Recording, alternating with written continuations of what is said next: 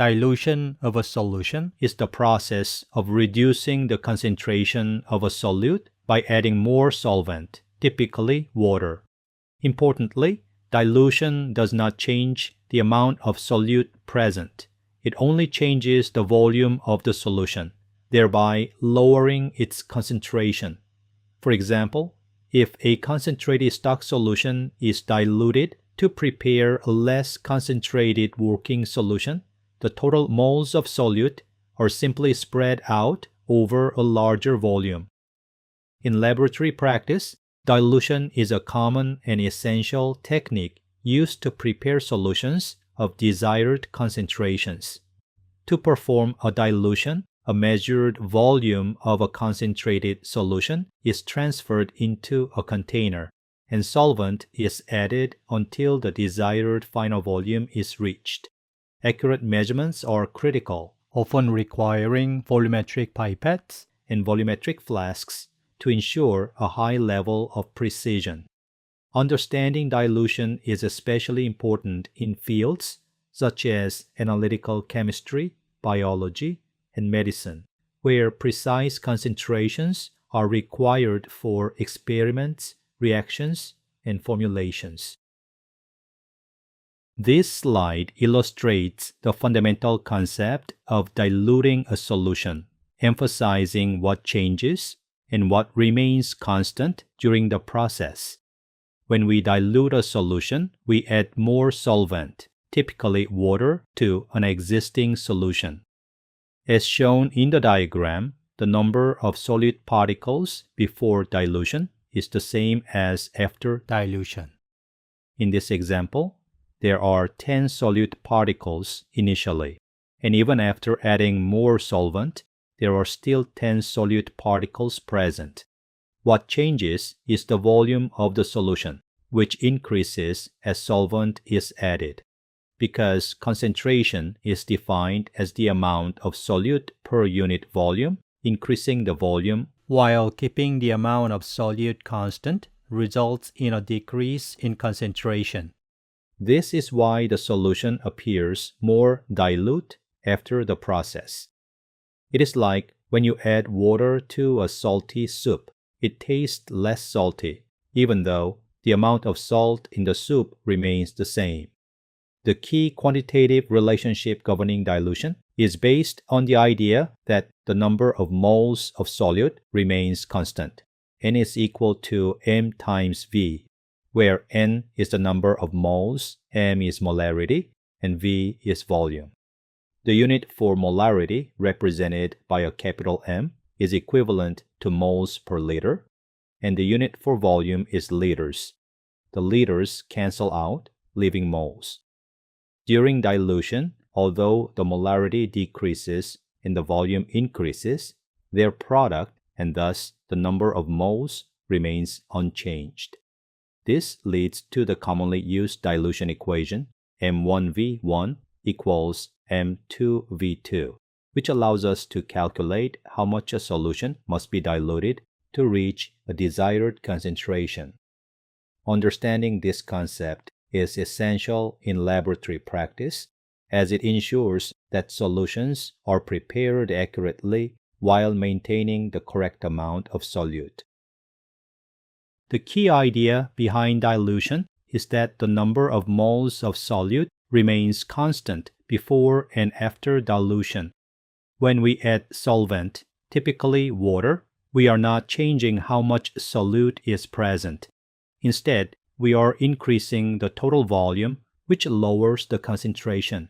In other words, the moles of solute in the stock solution are the same as the moles of solute in the diluted solution, leading to the important equation M stock times V stock equals M diluted times V diluted. This equation forms the basis for solving all dilution problems.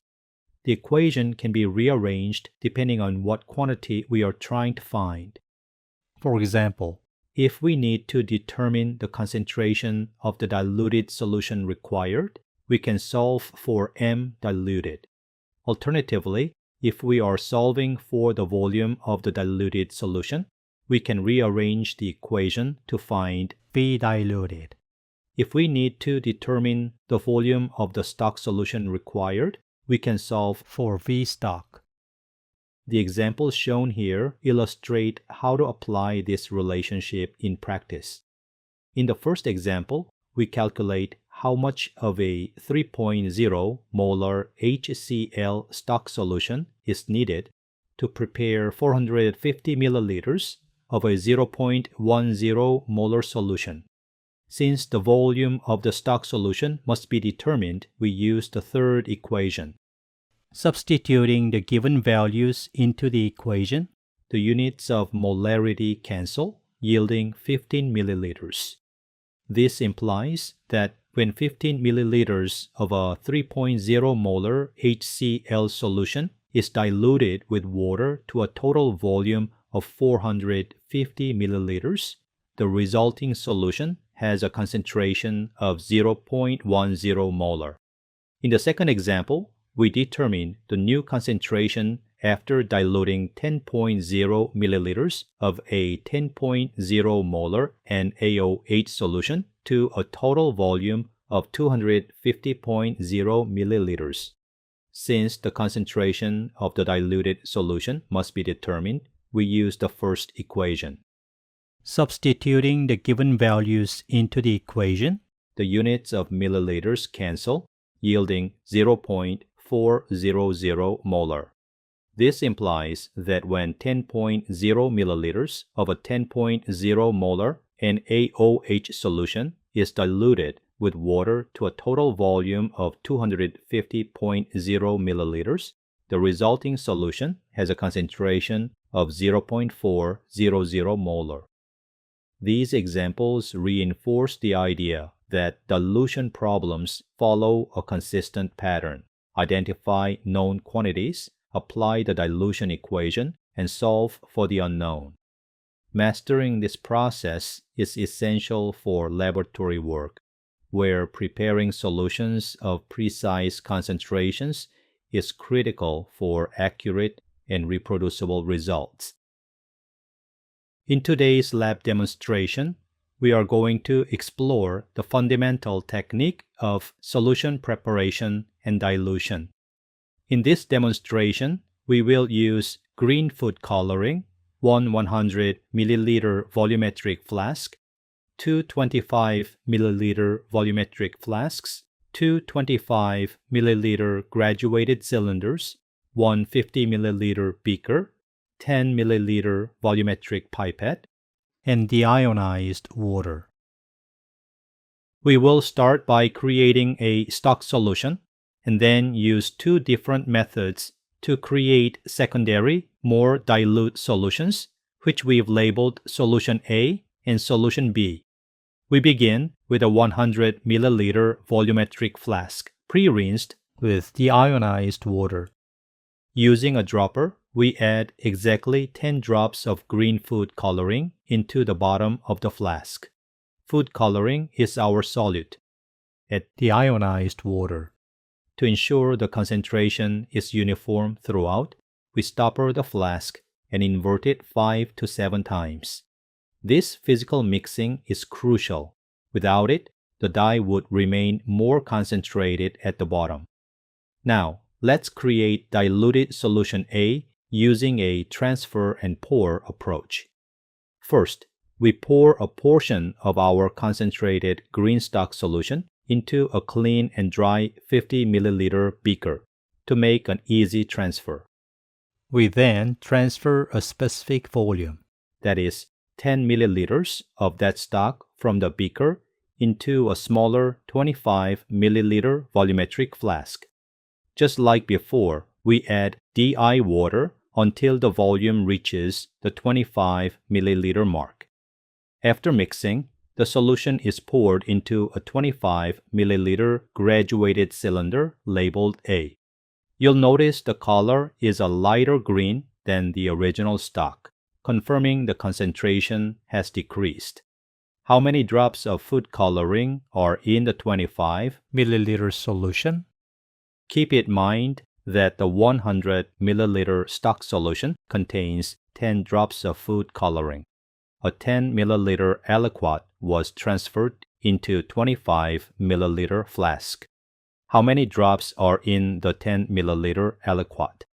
Since 10 drops per 100 milliliters is equivalent to 1 drop per 10 milliliters, the 10 milliliter aliquot of the stock solution contains 1 drop of food coloring.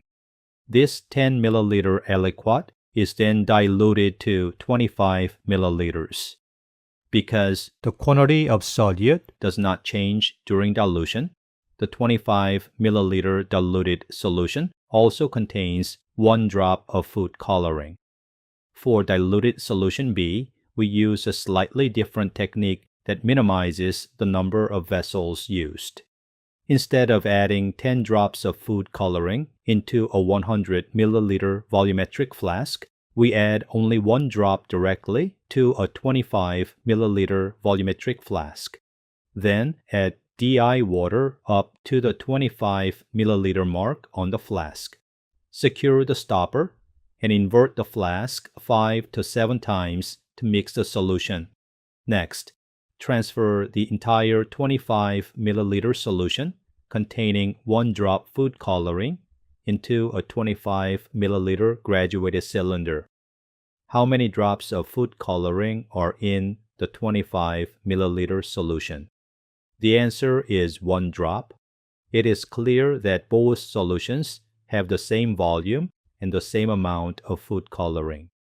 You can observe the same intensity of green color in both solutions.